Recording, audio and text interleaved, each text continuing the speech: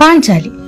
పాంచాలి అంటే మనలో ఎంతో మంది తెలిసిన వాళ్ళు ఉంటారు, కానీ తనకి పేరు ఎలా వచ్చింది అనేది తెలుసుకుందాం ఇప్పుడు.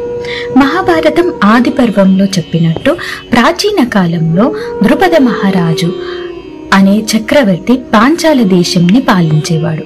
ఆయన కుటుంబానికి గౌరవం తెచ్చే పిల్లల్ని పొందాలని చాలా ఆలోచించారు.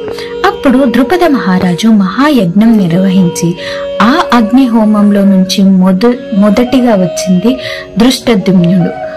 దాని తరువాత వచ్చింది దివ్యమైన ఒక కన్య అగ్ని మధ్యలో నుండి. ఆ కన్య పేరే ద్రౌపది అని పెట్టారు.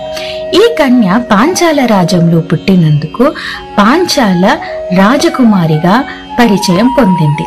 అందుకే వ్యాస మహర్షి తన గ్రంథంలో ఆమెని ఇలా పిలిచారు. పాంచాలి అంటే పాంచాల దేశం యొక్క యువరాణి. ఆధ్యాత్మిక కాలంలో పేరు అంటే జన్మభూమి యొక్క గౌరవం. ఎలాగంటే సీతాదేవిని వైదేహి అని పిలుస్తారు, ఎందుకంటే ఆమె వైదేహ దేశం నుండి పుట్టింది కాబట్టి. అలాగే ద్రౌపదిని పాంచాలి అని పిలుస్తారు, ఎందుకంటే ఆమె పాంచాల దేశం యొక్క రాజకుమారి. పాండవులకి పెళ్లి అయ్యాక కూడా ఈ పేరు మారలేదు. ఇది పెళ్లి పేరు కాదు, ఆమె జన్మభూమి, ఆమె గౌరవం. కాబట్టి నిజమేంటంటే మహాభారతం ఆది పర్వంలో చెప్పినట్టు ద్రౌపదిని పాంచాలి అని పిలుస్తారు, ఎందుకంటే ఆమె పాంచాల దేశపు యువరాణి కాబట్టి.